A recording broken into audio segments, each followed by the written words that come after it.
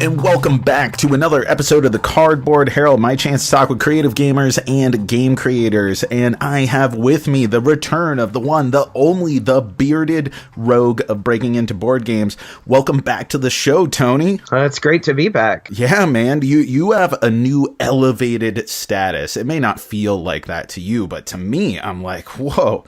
Tony Miller has gone from the guy who was promoting Fire in the Library before the Kickstarter on this show to being the guy who is official co-designer of a published board game that you can hold in your very hands. Does that feel different to you? Oh boy, does it. It was just a little over a year ago, the last time we talked. And we were, I think we were just about to launch the Kickstarter. I don't think it was actually up yet. And there was lots of, I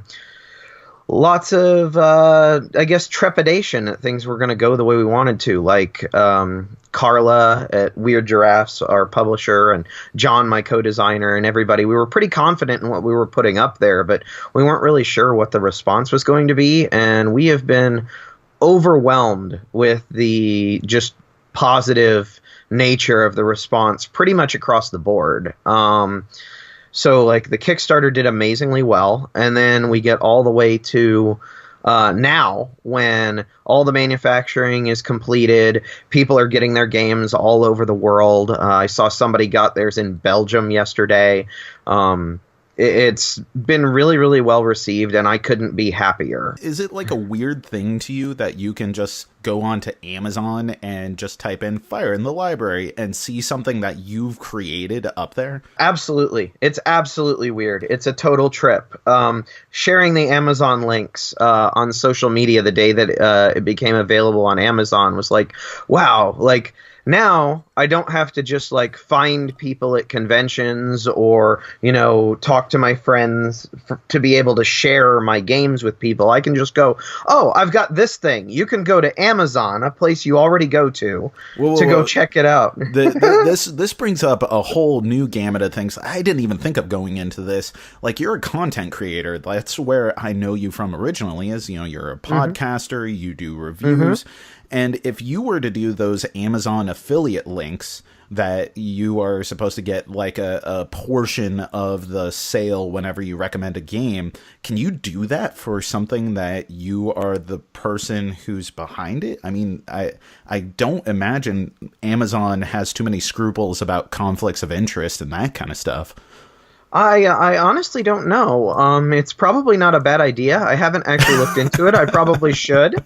I was just so like excited to actually see something that I created out where the public could find it. Because the Kickstarter, our Kickstarter audience is amazing. Like, the game wouldn't have existed without them. It was absolutely magical to see it fund in 3 hours and to be present along the rest of the journey as more and more people signed up for this thing that I made that I hoped would appeal to them and make them happy.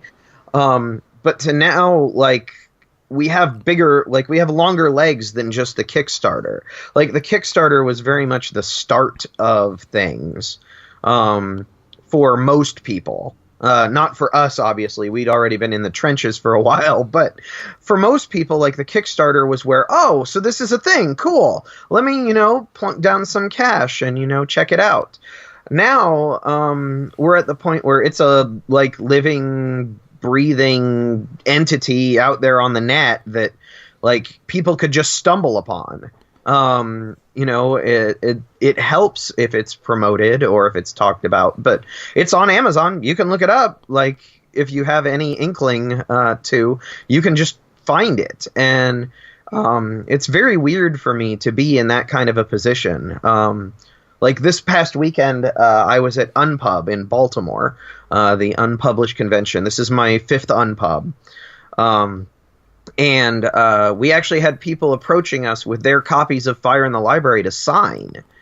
and I've never been asked to sign anything. And so like I'm sitting there with this game in my hand, and I'm like, you do realize the second I touch Sharpie to the cover of this that you can't get rid of it. Like, you're stuck with this one. Is that okay? Like, you may not want me to do this just so you can offload it in the secondary market if you ever, want to. And they're like, no, seriously, sign it, please. And, me and John both signing the cover of it, like right underneath our names on the front, was a very surreal experience. Do you sign it as Tony Miller or as the Bearded Rogue, or Tony the Bearded Rogue Miller? I sign it as Tony Miller. The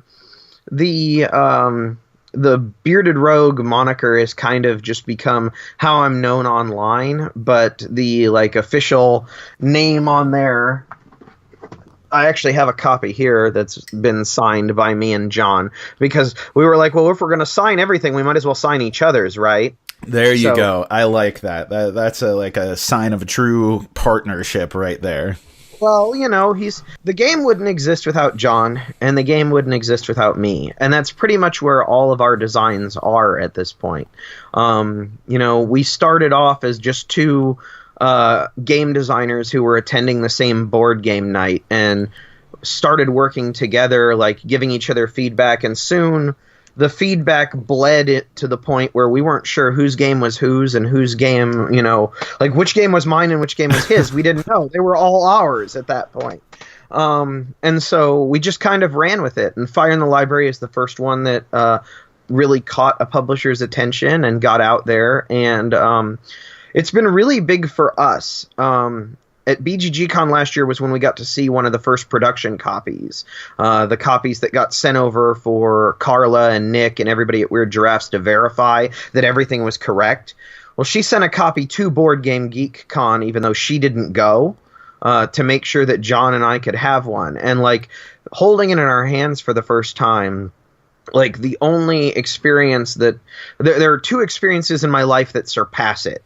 One is seeing my wife at the end of the aisle on our wedding day, and two is seeing my son in the delivery room the day that he was born.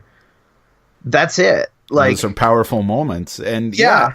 I was actually, I had some questions in advance of this, and that was one of the things that I was thinking about is you are someone who has depended on games in many stages of your life. I'm thinking a lot about the conversation that we had last time, where we were talking about your early childhood, eventually your time in the military, and your time after the military. And games have been so important to you as an outlet and as a validation of yourself and forming a community. And now as your role as a podcaster and game designer, this seems like it would lend a sort of legitimacy and validation of many pursuits that you've had throughout your life. And I gotta imagine that is incredibly powerful. Oh, absolutely. My podcast has been around. We're starting on our fourth season. We started on our fourth season with a brand new host. It used to be myself, Ian Zhang, and Gil Hova. Gil Hova has moved on to Ludology, so we brought on the incredible Dan Letzring of Letterman Games as the third host. And so, we're finding a new dynamic and everything. But I've been, for 3.5 years now on a podcast as a game designer, representing game designers and telling them how to break into the industry. And this is my break. It's one of those, I know they say fake it until you make it, but it really feels like it's kind of been that kind of a process. I've been trying to make sure that I share where I'm at with things to other people so that they don't get discouraged, so that they know that it's all part of the process and there's no one true way for anyone to get into the industry. That's what our podcast is all about. But this was really my break. Has it actually broken down any doors for you yet? Have you gotten offers to look at other game designs, invitations to pitch? Has it given you essentially a line item on your resume that you can bring to other publishers when you're checking out what they may be interested at, say, Unpub, you know, like what is this doing for you in a practical sort of way? So I'll say yes and no. So the board game community is incredibly friendly. So being a part of the community and contributing to the community in some fashion opened a lot of doors. Like, I was already known by most publishers. You know, I see Scott Gata at a convention. I say hi to Scott Gata at a convention. You know, he runs Renegade, one of the biggest shows out there, and he knows who I am on site. So it's such a tight-knit community that there isn't a lot of that, but there is an aspect for a first-time designer that they are taking a risk on you. Mm-hmm. You're not an established name. You're not, in wrestling, they would say an established draw. Like, they don't know that you can pull money yet. They know that you're good. They know that you're good to work with. And they know that you're part of the community and people know who you are. So all of those are a certain type of cachet. But until there's a physical, tangible object that is moving dollars and cents around, you're a risk, and you're a rather large risk, because it is a business and they are looking to make money off of it. I've never had a publisher completely reject sitting down and listening to a pitch. They're willing to hear from pretty much anybody as long as they have the time, and you approach them in a professional manner. You know, don't just go accosting them in elevators or at dinner with game pitches. But if you set up, this isn't L.A. Come on, you know, you're exactly. You're not a waiter trying to pitch someone your screenplay. Yeah, no one wants to read your script. That's just the way it is. But like, if you set up meetings at conventions, or you ask them if they have time, or you're at one of the conventions that isn't as much of a working convention like Board Game Geek, or Origins even, something that isn't Essen or Gen Con or the major sales conventions, almost all of them would be willing to, you know, let you bend their ear for 5 minutes, without any, like, you could be some rando off the street and they would be willing to hear you out. But there's another level of it where they come to you asking what you have, instead of having you come to them. And they still may not be interested in any of it at all, but they know you as a designer. They know that you can produce a product that sells, and they know that at some point you could work with a publisher well enough to actually get something out into the world. So you become more of a proven commodity at that point. Has this process at all changed how you think about game design itself in any way? I mean, obviously you completed the game design and then it had to go through development, going back and forth from Carla and playtesting, and you and your partner obviously, you know, spruced things up, tightened things up. But at a certain point, there's this whole publication process that's involved with the Kickstarter and then the subsequent development and then the designing of the game. Has any of that actually impacted how you are designing going forward? I will say this, publishing is a whole other animal to designing, and the big dichotomy that exists in the board game world that a lot of designers aren't present to until they go through this piece of it is that designers are designing a game. Publishers are creating a product. What is a product isn't necessarily what is best for a product isn't necessarily what is best for the game. There's always trade-offs back and forth. So if a game has a certain price point that you're looking to hit because that's what will sell, it's that weight of game, it's that type of game, it's that style of game, there are certain limitations on what components you can use. As a game designer, you can literally just throw anything you want at the table, until it comes time to publish it. And then you have to start looking at things like, well, what is my margin on this? Can we really afford to have this many tokens in a game that we're offering at this price point?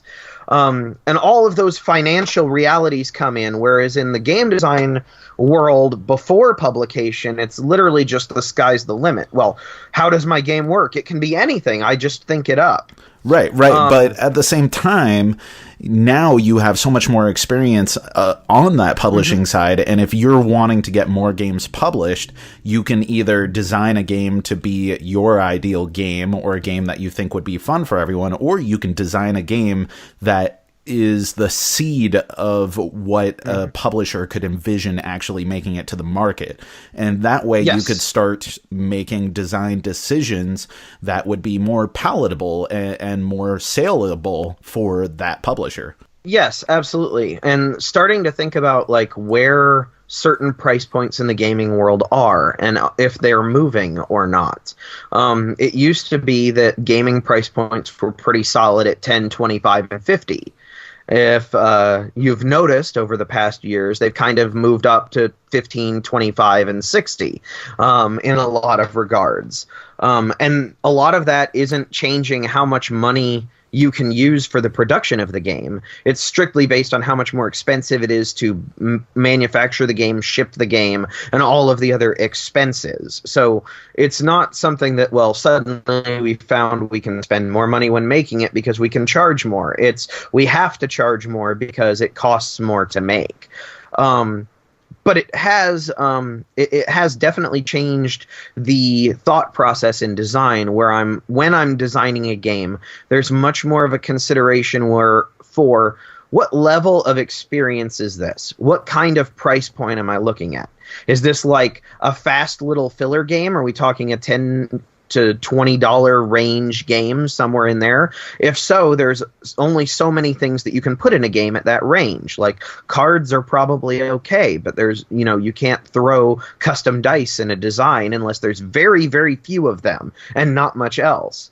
So there are considerations that like I was aware of before being published, but now actually start much earlier in the design phase being a thing. Also, I've learned to be much more clear about what a design is. Not particularly like how it's all going to work or all of that stuff. That's all figured out through iteration. But what kind of experience am I looking to design when I'm sitting down to create this game? Who is the audience for this game? And that gives me more of an idea of which publishers might be interested, rather than, I've made this really cool thing, I hope you like it, and kind of pitching it to everybody.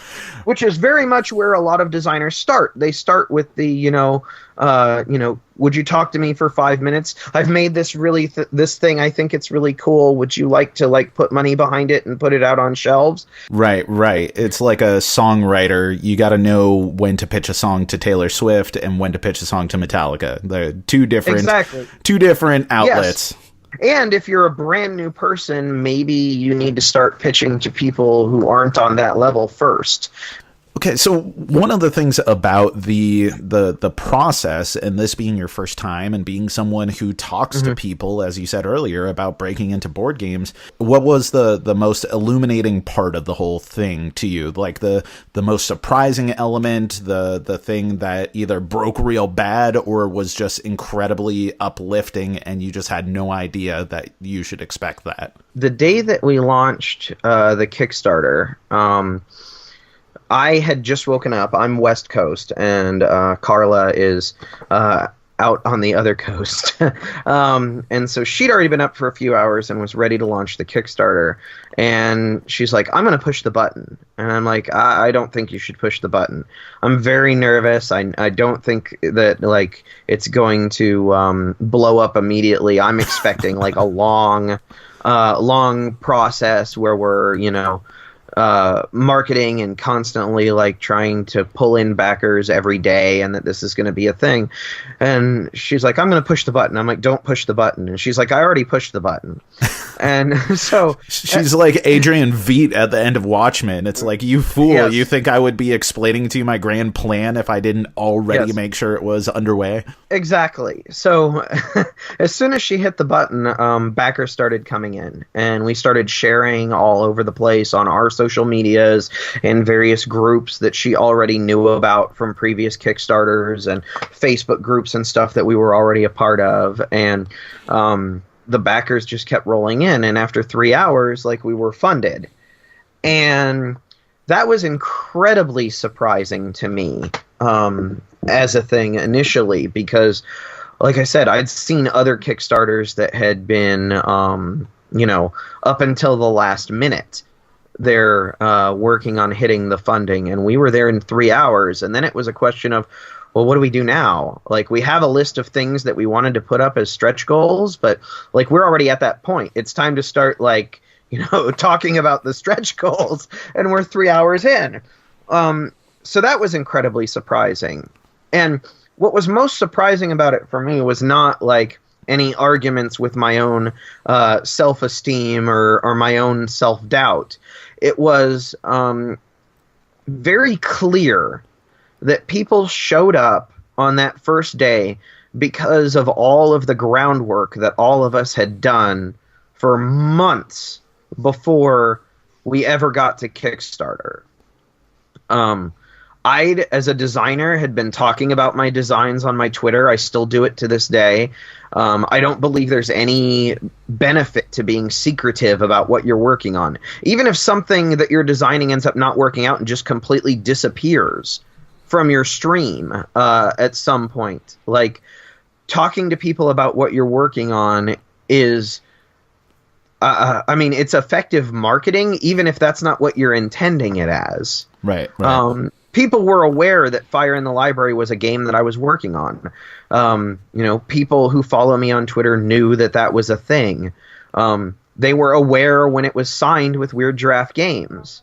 People who follow Carlo were aware that it was a thing before, several months, 6 months or more before we went to Kickstarter with it. So it was just very clear that we had done a good job of making sure that people were aware that it was a thing, that we were involved, and then also doing, like, just that communication work and being part of the community laid the groundwork for that to happen. If we just put it up on Kickstarter and nobody had known anything about any of us or what it was, it definitely wouldn't have gone as well. It was Carla's third Kickstarter after Super Hack Overdrive and Stellar Leap. It was my first published game. People were aware of that both from my Kickstarter and from my podcast. I didn't start the podcast in order to become known in the community. I started the podcast because, as a designer who was new to the industry, it seemed horribly opaque and complex and difficult to figure out where you were even supposed to go to start doing this thing that I already loved, of designing games and sharing them with people. But if you're already part of the community, if you've already laid that groundwork or been involved in the community, then people are aware of it, and it's more effective marketing than any amount of advertisements that you could buy on various sites. It's more effective than anything else that you could do. I mean, being part of the community and the community turns out for you has really been the biggest, like, eye-opening thing for me. Now, when the next game that I have shows up, is it going to be as perfect a storm as, it's Carla's first game that's not Carla's first published game that's not designed by her, my first published game ever. It's got Beth Sobel's amazing artwork on it. Katie Cow did a fantastic job with all of the graphic design and the logo and the product presentation and all that. Is it going to be such a perfect storm? I can't guarantee that, but I can guarantee that the people out there in the community are going to at least be aware of it, because I'm not going anywhere. See, that's what I like about you, Tony, is that you maintain such a positivity about you, but you're fully aware that at any second the other shoe is going to drop. Or at least you can envision that shoe dropping. Even in how you're talking about it right now, it's like, well, you know, that other Kickstarter down the road. And I think that's one of the things that I and many people relate to you on, is that there's a vulnerability to you. And I was thinking about, as you were describing all these people showing up and the massive amount of response that you get, that's something that you see time and time again in Kickstarters, is that if you have an audience, if you have a following, especially as a podcaster, and for all the other reasons that you listed, the fans of Carla's, the fans of Weird Giraffe in general, people who were following on social media, they're showing up and they want you to succeed, right? Because they want a good game, but they also want to see your guys' success. But then it gets out into the world and it becomes a broader thing. And people who don't know you, who don't care about you, who don't care about Weird Giraffe, they also see the game. And you seem like a pretty sensitive guy. Was there worry about, you know, a degree of imposter syndrome or something? Like, as soon as this gets out into the hands of everyone else and they find out that this is actually terrible and people who just supported this because they like me and this is all going to be awful, oh my God, where is this going to go?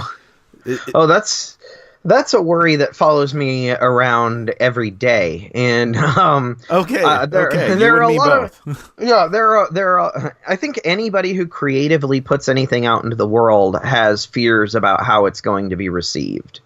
And the initial response being as overwhelming as it was, I was very, very emotional in the thank you message that I recorded the day that we launched after we funded. I couldn't help but cry.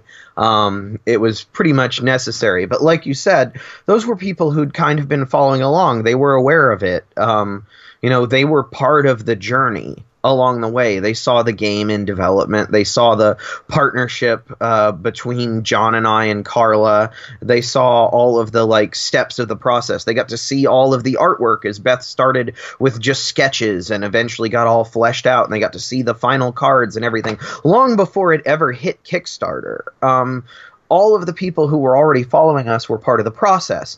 And like you said, then we get to the next milestone. Now we're on Amazon. And it's a product that, lots of people don't follow Kickstarter. There are a lot of people who don't know who Tony Miller or John Prather or Weird Giraffe Games are. Board games being a small industry, we're making more money than we ever have before, but we still aren't in the public consciousness the way that a lot of other creative industries are at this point. Somebody brings up Metallica, most people are going to have at least a knowledge that they are a musical act. Somebody brings up Uwe Rosenberg at a standard party, and while a board gamer will know who that is, the average person on the street is not going to get the relevance of that. So it's still a small industry from that side of things. You're crossing my brain synapses right now. All of a sudden I'm imagining a hot new remix joint where somehow it's like Metallica presents Agricola. Yeah, there you go. I mean, Metallica and Agricola have the same kind of pattern. I'm thinking we could have metal band t-shirts with board game names on them. But anyway, alternate marketing and product creation aside, there is an element of, so if somebody who has absolutely no emotional investment in me as a person, or Weird Giraffe Games as a brand, or anything, sees this, how is it going to go? How is it going to land? I think one of the biggest things that we discovered as we were doing this is the emotional attachment that people have to libraries and books, which have come as a surprise because I designed a game about libraries and books because of how much libraries and books mean to me. The mechanism existed first, and the theme ended up becoming attached to it because of a meme that I saw on Facebook about, you're a book nerd if you're angry about the fire in the Library of Alexandria. And never in my life had I been more sure that I was a book nerd than that moment. But that's a meme for a reason, because people genuinely care about libraries and books. And so one of the things that we found is that there's a lot of people who, wouldn't know me from Adam or have never heard of Weird Giraffe Games, but it's a game that is about saving books from a burning library, and that's a visceral thing for people. There's an emotional connection to that. Like, some people have called it a horror game. Mm-hmm. Mm-hmm. Like, it's literally like something that would keep them awake at night. Just thinking about the prospect of there being a fire in a library is a horrifying thing for them, which I didn't mean to keep anyone up at night, obviously. What's wild to me is that there's lots of libraries that have lending board game sections, and you could have a copy of Fire in the Library at a library, and God forbid that library catches on fire. You're inviting something here. It might be invoking something. You're playing with powerful forces that you might not understand here, Tony. Yeah, I would like to believe that life has proven to me that I do not actually possess that much power to be invoking fate in such a manner. But if I was aware of that power, let's just say I would use it in other ways. Right. Certainly it wouldn't be to burn down libraries, but part of the Kickstarter campaign was that we offered people the ability to purchase a copy for their libraries. So there are several libraries around the country, and I know definitely in the U.S., I don't know how far it extended, but there are several libraries in the U.S. that now have Fire in the Library on their shelves as something that people could check out and play from their library. And I think that's the biggest thing that I've, or one of the weirdest things that I've had to adapt to is just what you said. It's one thing for me to share a game with somebody personally. Like, we're at a convention and I go, hey, would you be interested in playing something that I've designed? Regardless of what stage of game it is, whether it's just fully prototype, handwritten index cards, or it's something that's much closer to a finished product, like Fire in the Library was just before the Kickstarter. There's a personal relationship there. I'm sharing with that person directly. And now something that I've created is out in the world and is being shared with people. And I don't have a direct hand in that interaction. I don't have a way of like managing that relationship. It's interesting because I'm now very much at a place where I'm realizing, like, people will take from your art what they take from your art. Mm-hmm. To some people, Fire in the Library is a horror game. Right. For some people, that's exciting. For some people, that's not. That's not personal to me. That's their relationship with the work that I've created. But that's something that I'm not used to doing. Like, I'm not an artist of any variety. I don't paint, I don't draw, I don't sculpt.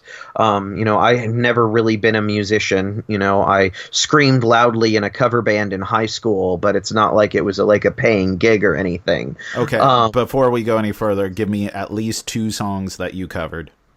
2 songs that I covered? Well, let's see.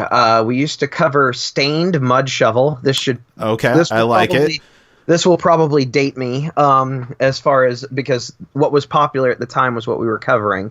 But that was one of the songs. And then another song was a song called Pain by a band named Stereo Mud. I don't know Stereo Mud, but I am very familiar with Mud Shovel. Yeah, Stain's first album hit at a very important time in my life, and I related to a lot of it. Their later stuff, not as much, but their first album really worked for me, and that song was definitely the one that I latched on to. Totally agree. Anyway. Plus, my bass player thought it was really fun to play because exactly, it's a really interesting. I know, right? It's a really interesting fingering in that you're actually sliding on the strings, rather than changing notes. It's actually the movement of your hand on the neck of the bass that of the guitar rather that changes what notes you're playing rather than changing your fingerings. It's a very interesting song regardless. But anyway, we digress. Sorry, I derailed that, but no, that's perfectly. The audience comes to understand that if anyone talks about anything musical on the Cardboard Herald, I'm going to chase that down until I get some sort of idea of what was really going on. Absolutely. I'm familiar with that, and that's why I was more than happy to oblige. But I haven't put a lot of art out into the world, so I'm not as experienced with people relating to my art without me being a part of that. And so it's very interesting now to see some of the stuff that's come in. Some people like it, some people don't like it. That's kind of the nature of the beast. I've avoided pretty much looking at the ratings on like Board Game Geek and stuff. Like I don't want to be one of those people who's obsessively staring at what everybody's rated it on Board Game Geek and trying to figure it out. But I also haven't shied away from actual commentary or feedback. Right. A number doesn't mean much to me, honestly. Like, I'm much more interested in, the person who sat down and couldn't play it at all. Whether it was they couldn't parse the rule book or, it just didn't work for them in whatever reason. I'm interested in that. I'm also interested in the people who really, really enjoyed it and what did they enjoy about it? Where did I connect with them? There's one person who reviewed it whose daughter actually stole their review copy and brought it to a sleepover, saying that it was her favorite game of all time. And she had to introduce it to her friends and play it with them. And even if it was only her favorite game of all time in that moment, for that night, that was something that happened and something that I contributed to. Like, I put that out into the world. And that's something I'm going to hang on to long after, she's grown up, gone to college, forgotten my game even exists. If that happens in that way, I mean, who knows? I can't predict the future, but for that one instant in time, my game, something that I created, was her favorite game of all time. And so those are the things that I'm interested in. Like, why was it her favorite game? Why did it not work for this person? Why is this person, what is it about the game that worked and didn't work for people? And I'm mostly interested in that so that I can use that going forward. And broaden my skill set. I want to connect with people more. And I would be much happier with a smaller audience that absolutely loves what I'm doing than a broad audience that is very meh about what I'm doing. Gotcha. I come from, heavy metal background. I'm, used to dealing with people who are very passionate of a very small subset of things. So that's kind of like how I am a fan. Like, if I'm a fan of what somebody's doing, then I'm pretty much all in. Like, I'm a diehard fan, but there's not, like, I don't have as broad of a spectrum, or at least I didn't have as broad of a spectrum of things that I appreciated. So, I would rather have 1,000 people that absolutely get what I'm doing and connect with me on that level than, 1 million people who, could take or leave what I'm doing. Now, ideally, you'd have 1 million people who would absolutely love what you're doing. Yep. Because financially, those are the realities. But that's the other piece of stuff that I can learn from listening to feedback and hearing how people relate to my work, especially those people who don't know me and didn't follow me and aren't already existing fans for one reason or another. Right. I'm very interested in what they have to say. If you've never listened to my podcast, if you've never looked at my Twitter feed, if you've never met me in person or talked to me or engaged with me in any way, shape, or form, I definitely want to know your feedback, because the art kind of has to stand on its own at that point. Mm-hmm. What I created has to kind of stand on its own, and I want to know how you perceive that from where you are. So numbers don't matter to me, and I try to avoid looking at them because I know that it's like any game. It's not a game for everyone. Some people aren't going to like it because it's too luck-based. Some people aren't going to like it because, they just can't get over the horror that is burning books. But there are a lot of people who appear to enjoy what I've put out there and who seem to be liking it. And, I need to know all of those perspectives in order to keep doing it going forward. Right. And I think that's exactly it. It's all about the drive forward. You get the feedback. I think it's the same thing with content creation for me anyhow. I of course would like to reach a larger audience with podcasts, with video reviews, with written reviews, whatever it is. But I'm most interested in what is something applicable to the next thing that I do, because I'm going to be doing this regardless. And right. So I'm not going to sweat too much about the momentary, did this video do as good as last video? Mm-hmm. Did that do as good as the last video? I'm more going to consider, from the process of creating something, from my own perspective, what were the things that were valuable to take as lessons for the next one, mm-hmm. and also the feedback of audience, the people who are actually engaging enough to comment on it, either negatively or positively, and utilizing that for future stuff. I have very much if you build it, they will come type of mentality. Mm-hmm. I'm just going to keep on doing this regardless of where the numbers are until it's no longer fun for me to do. So I might as well try to do the best version of what I can do. And that's where the feedback becomes meaningful. That's not 200 versus 2,000 versus 20,000 views. That's comment about, oh, that point really solidified things for me, or that made a difference in my understanding of this, or I really connected when you were having that conversation with Tony Miller about the other shoe dropping, whatever it is. Those are things that are meaningful, that affects the feeling of whether or not you're impacting someone, and also the feeling of whether you're being successful in what you set out to do. Yeah, all feedback is meaningful. Not all feedback is immediately actionable. And right. to relate it to content creation, like on our podcast, we're now, like I said, we're in season 4 now. We're midway through season 4. So we've been doing it for 3 years prior to this. And when we started, we weren't exactly sure what it was going to be. We knew that we wanted to represent the designer, the developer, and the publisher in the industry, and we wanted to interview and talk with people who were already in the industry about how they got there, what they did to get there. And as we went along, we listened to the feedback we were getting from the listeners. And one of the things we got was they wanted it to be more of a conversation and less of a rote set of questions that we ask every person. Right.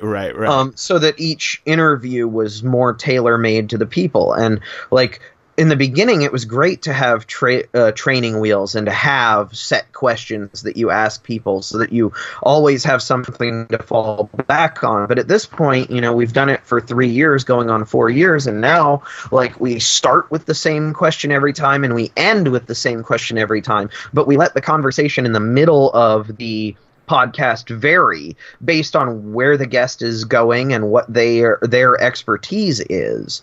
So if I'm talking to a retailer, I'm going to be asking them different questions than if I'm talking to a designer. And if I'm talking to this designer 1 versus designer 2, I'm going to have different questions for them as well, because their experiences, their games, their humanity is different. And that was something that really kind of broke open our show, particularly as far as like numbers go. We found that the numbers changed. I don't look at the numbers, but it was feedback that we'd gotten that was very clearly something that the audience wanted. And so we went, sure, we can do that. And the audience, rewarded us in kind. So, one of the other things that we're doing now is we're making a very conscious effort to be more diverse in our guest list. We're very conscious of the fact that we are a podcast with 3 straight white dudes. That's just the reality of it. Like, they've actually joked that, the collective noun for a group of white males is a podcast. Right. So, we could have more people who look like us on our podcast, and just talk to exclusively those people indefinitely. There's a lot of, white bearded men in the board game industry, if you hadn't noticed. So we could talk to a whole bunch of those people, or we could try to do what we set out from the beginning and get as broad of an experience as possible, get as many different people and as many different types of people as possible. And so we've put a much bigger focus now on including women and people of color, and trying to do so at a higher ratio. Right now we're trying to go 2-to-1 for every one white dude that we have on the podcast. And it's not because we don't love white dudes. We're all white dudes ourselves. But if that one episode that we record with a person of color can help bring more people of color into the industry, I want that. I want everybody to come play games. And so even as a podcast with 3 white dude hosts, we can try to help shape the industry to be what we want it to be and what we want to see. And games are for everybody. I want the breadth and depth of experience that only that a non-homogeneous group can give me. Totally. Yeah. It's an admirable goal, and I think that there's many people working from many avenues to help out with that goal. There's a lot of people trying to push back as well, but in my experience, I think for the most part, the way the wind is blowing is that people want inclusion, but it's not enough to want it. It's more that you have to take action, and the fact that you're taking action, that's important stuff. But I do want to hit on a couple things before I let you go. A couple Twitter questions, because we're both podcasters, we're content creators, we are people on social media who interact with audiences. And while I don't always reach out to Twitter for questions, I thought in this case, we know a lot of shared people through social media. And so I would just see what's up, see if anyone had anything to say. And some of these things, I have no idea what they're talking about whatsoever. So I just picked a few of them, and I was going to just shotgun these answers at you. So sure. John, at John Texmo over at Stone Circle Games, and I think he's part of another collective now, maybe. I'm sorry, John, for not knowing that off the top of my head, but he asks, how does one break into board games? One word answer only. What do you got? Networking. I hate that word, personally. I feel like making friends is better, but the way you break into board games is to make connections, and networking is the closest one-word answer I can give for that. That's a good answer. I'll talk from the content creation perspective, and I'll say unabashedly. If you are unabashedly presenting your authentic self, you are going to be much more successful, because you won't be hamstringing everything. You won't be meticulously editing anything. You will be iterating on yourself constantly. That wasn't a one-word answer, so I failed you, John. But Tony had you covered. So his follow-up question is, how is he such a darned nice guy? And I think the way that we can rephrase that is, how do you maintain such a kind and positive demeanor, even though we know, me and you, as well as everyone else listening to this podcast, that you are this sensitive guy who has the same issues that I have about, are you good enough? Are you an imposter? Do you have what it takes to succeed? Tons of self-esteem issues. How do you maintain being such a kind, considerate, and positive guy in spite of all of that? Well, I think, oddly enough, all of that stuff is right at the heart of where it comes from. So I'm only where I'm at in this industry because of my persistence and other people. The other people are required. Like, I had to put in the work, but I don't get anywhere without anybody else. That's the truth for everybody in this industry, nobody gets anywhere without other people. At a minimum, you need an illustrator, a graphic designer, a developer, a publisher, marketer. Like, there's so many different people involved in the creation of every product that if you can do all of it alone, then you are Ryan Lockett. But no, if you can do all of it by yourself, then you're an absolute prodigy. Knowing that I need other people and knowing that other people need other people, it was really easy for me, especially before I was even looking to get something on Kickstarter, before I was even at that stage or ready. It was easy for me to offer myself up to do some of those things for other people or to help other people. The entire motivation behind the podcast is because I was brand new to the industry and went, I have no idea what I'm doing here. But there's nobody creating content to help anybody out in that regard.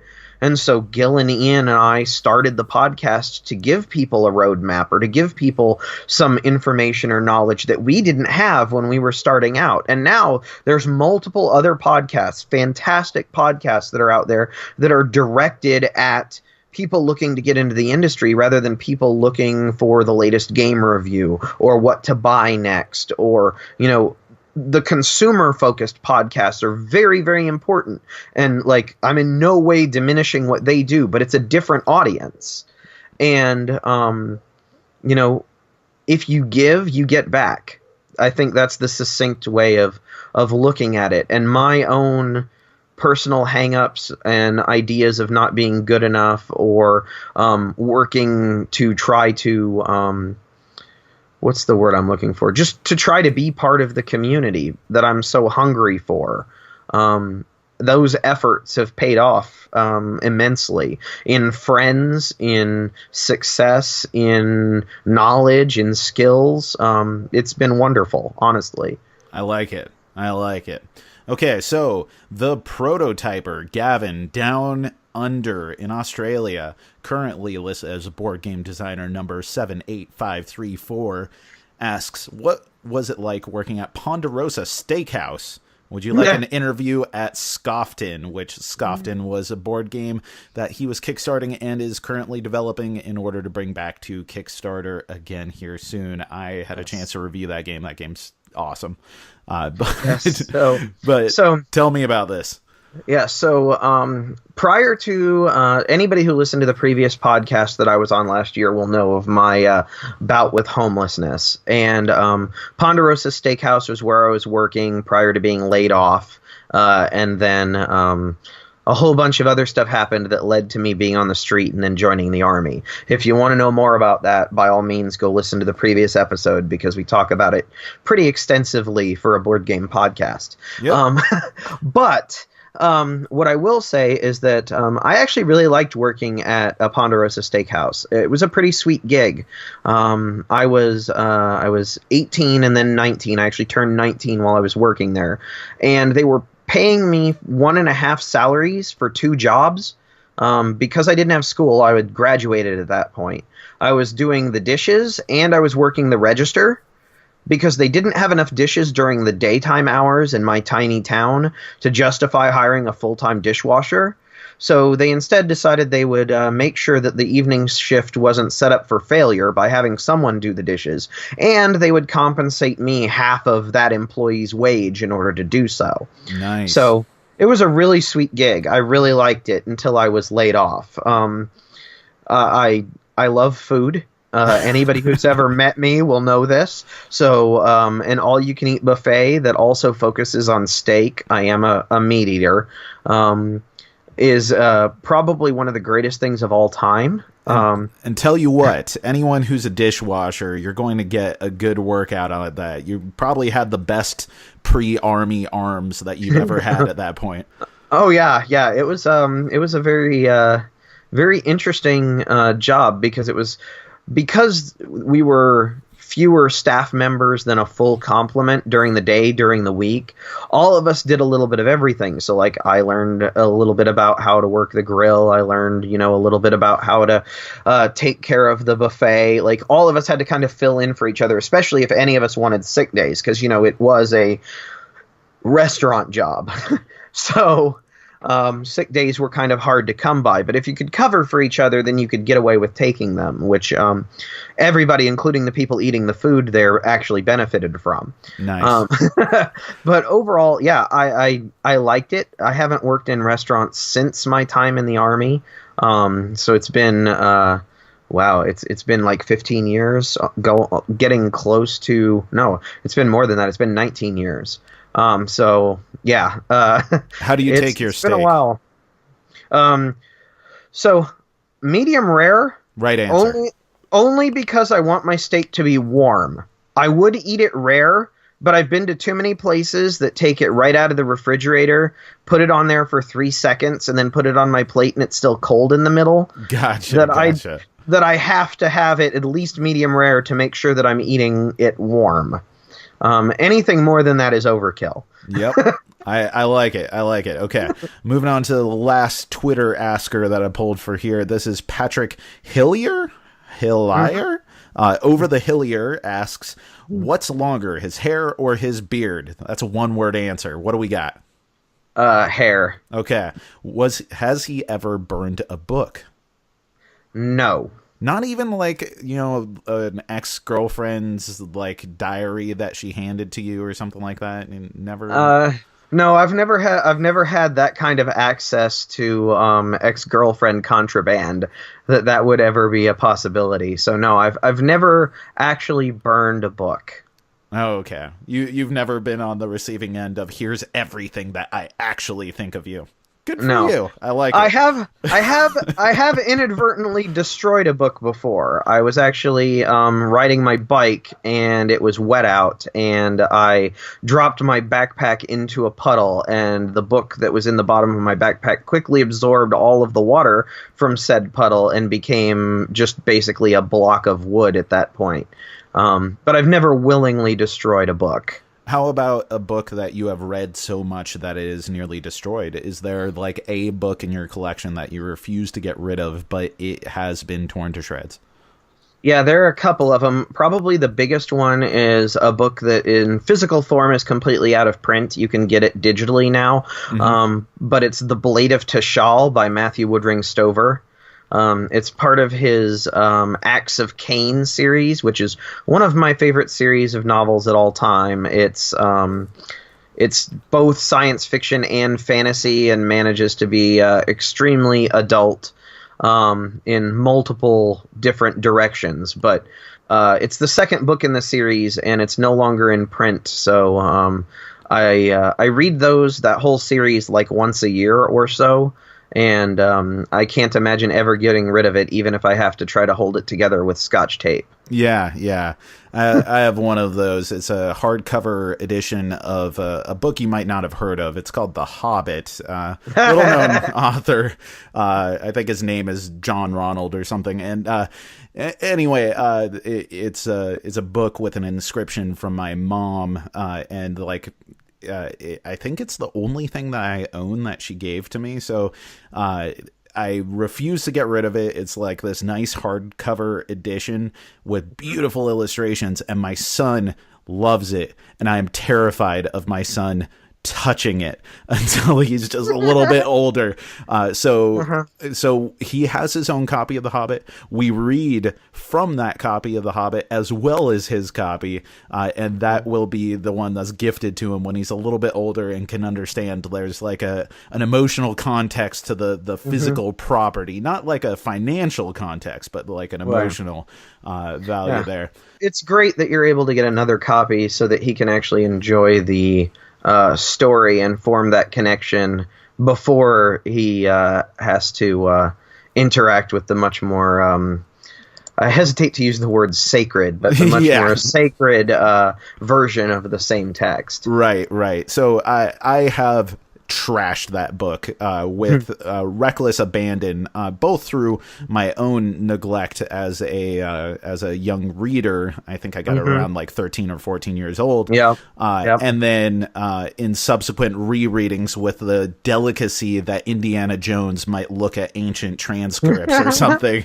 I'm now imagining you with gloves, goggles, and tweezers turning each page individually. Pretty much. I'm treating it as if it were like the original manuscript that Tolkien handed in to his publisher. You know, that's the care that I'm treating it. He gave it directly to your mom, and she bequeathed it to you, and now this sacred artifact must be maintained. I gotcha. All right, let's take it with something more fun here. Last thing Patrick had to ask is, what is your current score in Two Truths and a Lie? I have won or tied for victory in every season that we've done so far, out of the hosts. I also want to clarify that I am not good at this game. It's just everyone else is equal or worse. So me winning is somebody who has just over a 50% win ratio, basically.